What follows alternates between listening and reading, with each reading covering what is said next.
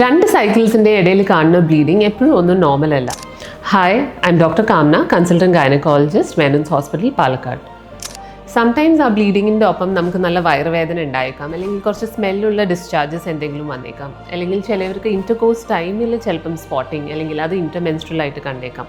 ഇതൊന്നും ഇല്ലെങ്കിൽ ചിലവർക്ക് മെനോപോസ് കഴിഞ്ഞ ലേഡീസിന് ചിലപ്പം പിന്നെയും ഒരു സ്പോട്ടിങ് അല്ലെങ്കിൽ ഇതായിട്ട് കണ്ടേക്കാം. ഇങ്ങനെയൊക്കെ ഉണ്ടെങ്കിൽ അതൊരു കൺസേൺ ആണ്. You should always meet a gynaecologist.